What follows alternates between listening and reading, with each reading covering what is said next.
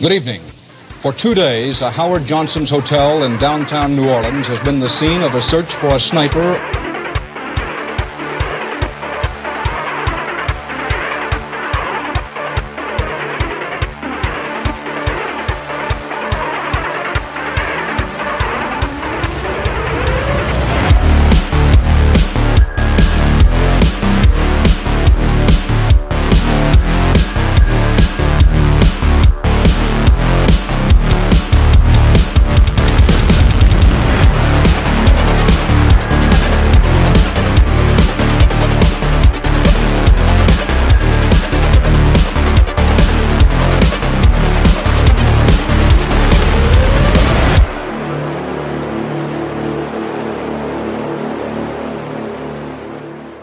Greetings everybody, Maximus here. Before we start, I want to say up front that the reign of terror sniper Mark Essex inflicted on New Orleans in 1973 lasted 7 days, and it would take 7 days to tell the entire nightmarish story. So I would urge all of you to research the incident because it is a riveting story filled with heroes, both first responders and civilians alike. But since this is an aviation channel, we're going to focus on one hero who helped all the other heroes that fateful day. So with that said, here is the remarkable true story of a true American warrior, hero and legend, the late great Lieutenant Colonel Charles Pitman.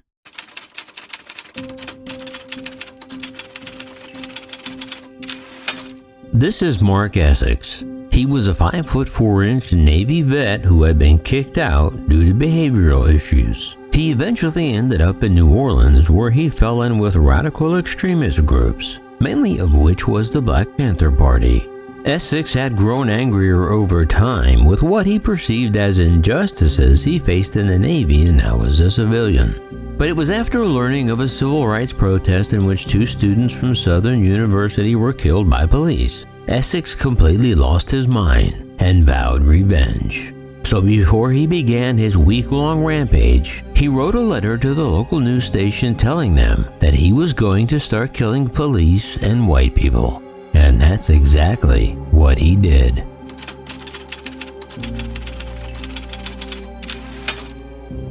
Late on the New Year's Eve before 1973, equipped with a Ruger .44 caliber semi-automatic rifle, a .38 caliber revolver, a ton of ammunition, a gas mask, wire cutters, lighter fluid, matches, and a string of firecrackers, Mark Essex went to the New Orleans Police Headquarters, where he shot and killed an African-American cadet, shooting him in the back. His killing only white people threat only applied to civilians. He wanted to kill all cops, no matter their race. After his police station attack, he fled and broke into a warehouse. When police arrived, unaware that Essex was linked to the police headquarters shooting, Essex ambushed the arriving officers, mortally wounding one as the other officer dove for cover and called for backup. But by the time backup arrived, Essex had vanished into the night. After continuing his crime spree and being hunted by police for 7 days, he stole a car on January 7th, which was promptly reported to police.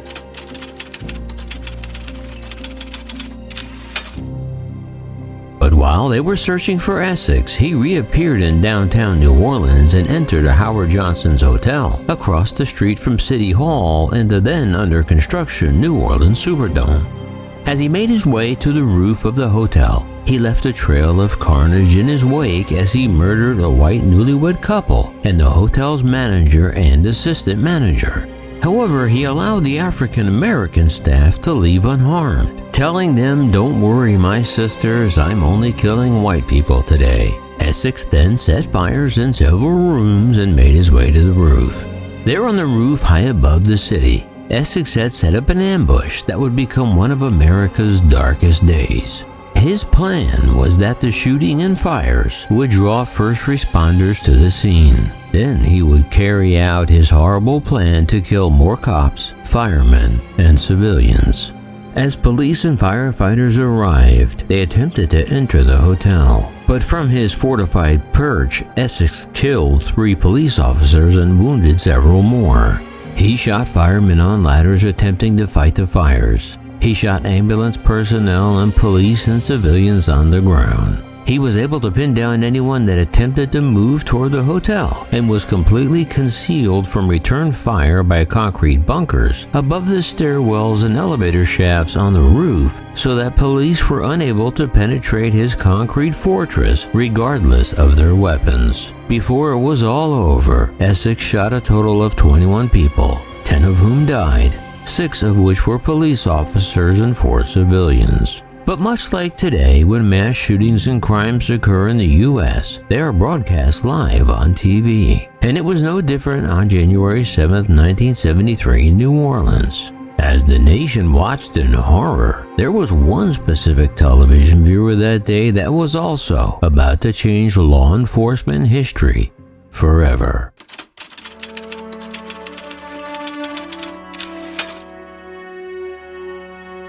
Marine Corps Lieutenant Charles Chuck Pitman had been watching the drama at the Howard Johnsons unfold on TV all afternoon. Pitman was a helicopter pilot and the commander of the Marine Air Unit stationed across the Mississippi River just south of New Orleans near the town of Belle Chasse. Pitman was still recovering from a .50 caliber gunshot wound he took in the leg in Vietnam, where he had flown 1,200 combat missions and been shot down 7 times, and yet still he kept going back for more. The 38-year-old Pitman had flown every plane and jet in the U.S. military. Pitman also earned numerous medals including Silver Stars for Valor, Distinguished Flying Crosses, and a Purple Heart.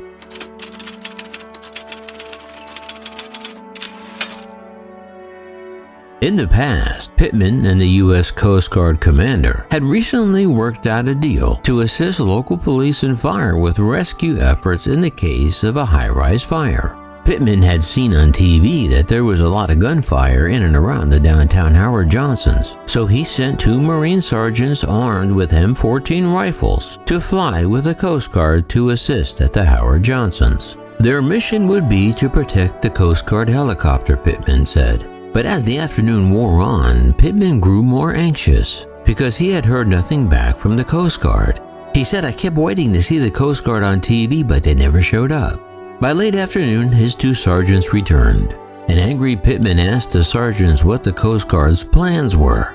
But one of his Marine sergeants replied, "They say they can't fly. The weather is too bad." By now, Pitman's sergeants knew that look, and Pitman wore it on his face like a hockey mask. Pitman glanced outside. It was getting dark and the airfield was completely blanketed by fog. Visibility was almost zero. As the room fell still, his men knew their leader and they were waiting for it. Then like a bolt of lightning, there it was. "Bullshit," Pitman barked. "The weather's not too bad for me. I can fly up the river." So Pitman ordered his operations officer to call the New Orleans Police Department and offer the Marines assistance. An hour later, the New Orleans police returned the call. They told Pitman, "If you've got a searchlight, come on down." But there was a problem. A big problem for Pitman. What he was considering doing was completely against military regulations, and it would surely get him court-martialed and banished from the Marines, tarnishing his stellar career. But Pitman didn't become a warrior by asking for permission. So he figured he'd roll the dice and ask for forgiveness later. If he even survived the mission, that is.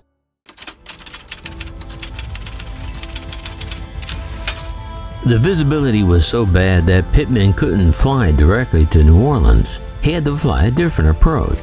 Hovering just a few feet above the deck, Pitman took his twin-rotor H-46 Sea Knight helicopter out over the Mississippi River and turned left. Pitman said, "We were looking up at some of the ship's lights in the channel. That's how low we were," he said. The Greater New Orleans Bridge, which crosses the Mississippi River, was buried in fog. When we approached it, Pitman said he saw car lights crossing above him. He marveled how he missed the high-tension wires near the bridge that he didn't even know were there. But Pitman made a right-hand turn down the bridge and followed the freeway into downtown.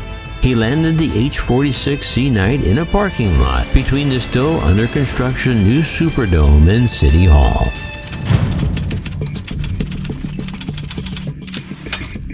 While Pitman's crew consisted of a co-pilot and 2 sergeants with M14s stayed behind in the chopper. New Orleans police drove Pitman to Loyola Avenue, where the police chief had his command post set up in the lobby of the Howard Johnsons. Police cars were everywhere. Gunshots and bullets were whizzing up and down the street. Pitman said that fire trucks were still there spraying water on the fire, but all the firemen were hunkered down inside buildings just trying to stay alive. The New Orleans police officer driving the car carrying Pitman pointed to another police car parked a few blocks down the street in front of the hotel. The officer asked Pitman, "Do you see that car down there, down the next block, the car with the door open?" "Yes," Pitman replied, taking a beat. "There's a radio in that car," the officer said. "You can use it to reach the chief." "Wait a minute," Pitman said. "You want me to walk down that street with bullets whizzing everywhere while the entire New Orleans police force are hiding behind cover to get to the only car with a radio?" The policeman nodded, "Yep." Then Pitman glanced down at his green military flight suit, knowing full well he'd make the perfect target for Essex. Still, although I'm sure he preferred to run, Pitman, being the battle-scarred veteran that he is, decided to simply calmly walk down the street. Pitman figured running would only draw more attention to himself, so he'd probably catch a bullet for sure. So after what must have felt like one of the longest walks of his life, he finally reached the radio car. He took a seat, keyed the mic, and identified himself as the Marine chopper pilot. The voice at the other end of the radio told Pitman to head to the command post. To which Pitman asked the obvious question, "Well, where the hell is that?" "In the hotel," the staticky voice on the other end of the radio replied. Pitman dropped the mic in his lap for a second, glanced around at all the bullets ricocheting off of everything in sight. Pondering his situation, he then keyed the mic again and replied, "You have got to be kidding me." So Pitman, I'm sure with his eyes in the back of his head, simply strolled into the hotel. Since the electricity to the hotel was off, the lobby was dark, lit only by a few blinding emergency lights, with many hotel guests crammed into a corner of the restaurant trying to keep warm. There were a lot of nervous people in there, Pitman said. Chief Russo met Pitman and asked, "So you're the guy with the armored helicopter, right?"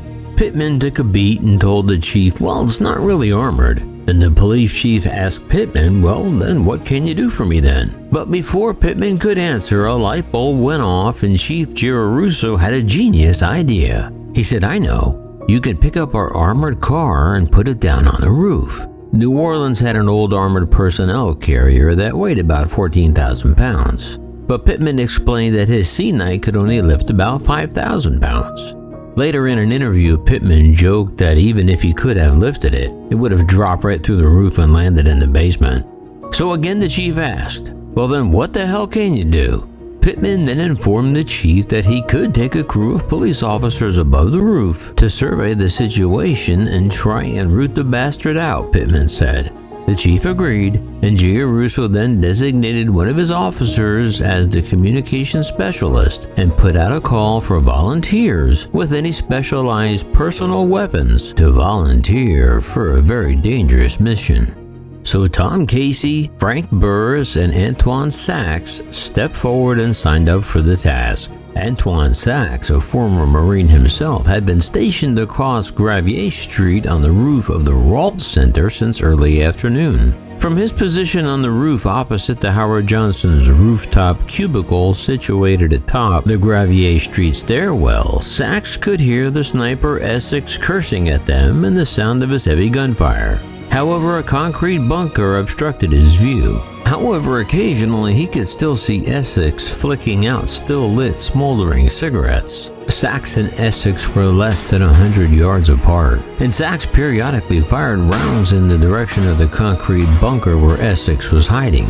At one point, Essex threw a crumpled red and white cigarette pack onto the rooftop, and Sachs responded by shooting the cigarette pack multiple times, causing it to dance around on the roof. It was his way of sending a message to Essex that he wasn't the only sniper downtown that day.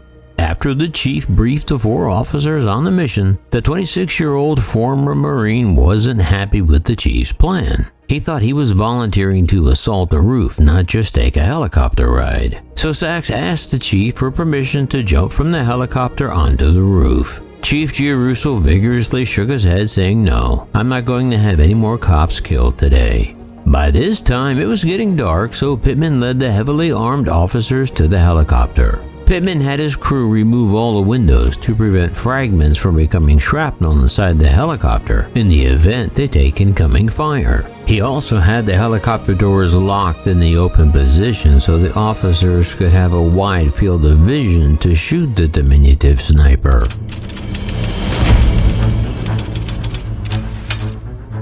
Once they got in the air, it was freezing. The cops weren't dressed for the January wind chill in the helicopter. Officer Sachs recalled, "I was so friggin' cold I didn't think I was going to be able to shoot. I was shaking like a leaf," he said.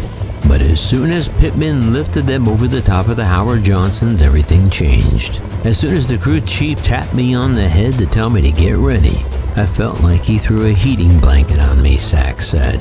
"I was ready." On the roof above each stairwell was a corresponding cinder block cubicle. The concrete cubicles, one at each end of the building, were about 20 feet wide and about 10 feet deep. The alcoves were surrounded on 3 sides by reinforced concrete walls. The open sides along the stairwell doors faced the center of the roof. Reports from policemen in the surrounding buildings put the sniper inside the cubicle above the Gravier Street stairwell. Because of the wind, rain, and low clouds, Pitman had to make his approach from the south. He came in low and hot below the tops of the buildings, then suddenly popped up over the Howard Johnson's roof. Once he was over the gravel roof of the hotel, Pitman fixed his night sun searchlight on the Gravier cubicle, but couldn't see anyone. The police sharpshooters figured Essex was either hiding just inside the stairwell or in one of the 2 alcoves on either side of the door, so they just opened up fire on all the cubicles with every pass of the helicopter. During several passes over the concrete bunkers, Sachs used his M16 spraying like he was watering the lawn to cut gaps in the concrete walls. Although the policeman couldn't find the sniper, Essex sure as hell didn't have any trouble finding them. Each time Pitman pulled away from the hotel, police officers in nearby buildings reported seeing the gunman run out of the cubicle to the middle of the roof and fire at the helicopter. After the first pass, when the cops ran out of ammo, Pitman had to land so they could reload. They made a second flight over the roof about 7:30 p.m., and Essex still had the advantage as he fired at the helicopter as Pitman made his approach. But with every pass, Essex would run back into the concrete bunkers for cover. Meanwhile, the policeman in the back of the helicopter continued to strafe the cubicle Essex was hiding in with thousands of rounds of ammunition. Soon they needed to land again for more ammo. Sachs already had burned through the 1,000 rounds of his own personal ammo he brought with him from his house. As Pitman dropped away from the hotel, the sniper again popped out of his hole and started shooting at them again. It was obvious the helicopter was getting hit, Sachs said. You could feel the strikes. At 8:50 p.m., Pitman lifted off from another ammo reload for a 3rd time. Once reloaded, Sachs and the other officers were ready for another crack at Essex. On the approach to the hotel, the helicopter again continued to take fire, but as they rose above the roof, Essex had once again ran for cover. Now, Pitman hovered just over the rooftop and tried to hold his searchlight steady as the policeman continued to fire into the Gravier Street cubicle. Essex was in the back of the bunker on the right-hand side of the Gravier stairwell. A metal water pipe ran up along the back wall of the alcove. Each time the helicopter passed overhead, this is where Essex's diminutive stature benefited him, because with each pass, Essex shimmied to the top of the pipe and clung there. As they looked down onto the top of the cubicle, the Marines and policemen inside the helicopter couldn't see him. It was almost a perfect hiding spot. As Sachs continued laying a steady stream of lead onto the sniper's bunker, trying to open even bigger holes in the concrete walls, it was then that Sachs noticed that the water pipe at the back of the alcove was shaking. He stopped firing and tapped Officer Tom Casey on the shoulder. When Casey looked over, Sachs shouted above the engines, "He's on the pipe." Casey nodded that he understood, and Sachs said, "Let's put some fire on his ass to try and get him to drop." Sachs fired several rounds into the roof just inside the alcove. He was trying to skip them high along the back wall near the pipe. Finally, one of the shots from the helicopter hit the water pipe and shattered it, sending a torrent of water down on top of the policeman in the stairwell below. But in the cockpit of his helicopter, Pitman soon realized his police gunners figured out the sniper's hiding place. So Pitman slid the big helicopter away from the roof as if he were pulling away again, so that Essex would think he was going around again to make another pass. But this time, Pitman had figured Essex out and decided it was time to end this nightmare once and for all. And he laid a trap for his little mouse. And just like he thought, Essex took the bait. With the pipe under him split open and the helicopter again flying away, and just as every other time before, Essex dropped to the floor of the alcove and picked up his rifle. But this time, when Essex charged out onto the roof to fire another parting shot at the retreating aircraft, just then the blinding searchlight lit him up as clear as day. Because while Essex was looking left as he had done all the times before, this time Pitman doubled back the other way and slid back over the roof and lit it up with his searchlight just as the little rat sniper had run into the middle of the roof. Now, finally the gunman was caught out in the open, 30 feet away from the cubicle with nowhere to run. The sniper now aiming directly at the chopper, Pitman saw a flash and a red-hot ball rocketing towards him. The round slammed into the transmission housing just above the cockpit. Pitman knew the helicopter had been hit, but he didn't know how badly or even how long they could stay in the air. But he held the giant C-Knight steady over the hotel as the policemen in the back adjusted their line of fire. They were only 5 feet off the roof and less than 50 feet from the sniper. Sachs gleefully remembers, "We were looking eyeball to eyeball at him." Now, with a fresh magazine in his M16 and like that ending scene from Jaws, I imagine Sachs saying, and with that, Sachs and every cop within a mile of the hotel opened fire. Sachs said, "I just walked the bullets right into him." When Pitman's night sun finally caught Essex out in the open, the pint-sized one-man army that police had been chasing for a week was finally out in the open and lit up by Pitman's searchlight for every cop in the city to see. Policemen who crouched for hours in open windows and on rooftops all around the Howard Johnson started shooting. Mark Essex's body practically melted beneath the lead storm of police bullets and collapsed onto the roof. His Ruger .44 caliber Magnum carbine lay beside him, broken into pieces by the hail of gunfire. An autopsy would later reveal that Essex had been struck by more than 200 bullets. Eddie Rance, who was perched on a nearby building armed with a .30 caliber carbine and who took part in the volley of shots that finally brought Essex down, said the guy was so shot up he had to be picked up with a scooper. We saw the one individual that came out in the evening about 9:30 to take a shot at us. I saw him firing at us from the deck, and we had him as he ran back into the cubicle to escape our gunfire. And we watched him fall on the roof. And the rest, as they say, is history. But that wasn't the end of the story, at least not for Lieutenant Colonel Pitman, because when one of the greatest American military warriors returned to base early the next morning, he was facing a court-martial for taking the helicopter, especially for a paramilitary operation, without prior approval. However, as luck would have it, New Orleans-based Representative Edward Herbert, who also just happened to be the chairman of the U.S. House Armed Services Committee, recommended to the Marines that the issue be dropped. Translation? That was an order, not a recommendation. Moon Landrieu, the mayor of New Orleans back then, said without that helicopter and without Pitman's piloting skills, it would have been a lot worse. The city owes him a debt of gratitude. And Antoine Sachs, a former police officer who boarded Pitman's helicopter that day, said, "I always say the true heroes were Chuck and his crew of Marines, undoubtedly." Lieutenant General Charles Chuck Pitman passed away on February 13, 2020, at the age of 84. His career spanned over 40 years, including 3 combat tours in Vietnam. He was also involved in Operation Eagle Claw, the attempted rescue of the American hostages in Tehran in 1980. He commanded an air wing and was the Deputy Chief of Staff for Marine Corps Aviation. He earned the Silver Star, 4 Distinguished Flying Crosses, a Bronze Star, and a Purple Heart. But for all his achievements in uniform, Pitman is best known for ignoring military protocol and breaking a library of rules and regulations so he could save lives in New Orleans, Louisiana on January 7, 1973. Godspeed, Lieutenant General and Great American Chuck Pitman. Have you heard this true story before? Please be sure to let me know down below. And please don't forget to subscribe, like, share, and ring the bell. And remember, leave the rubber on the runway and your troubles on the ground. And I will see you next time in the air. Yeah, this is Maximus.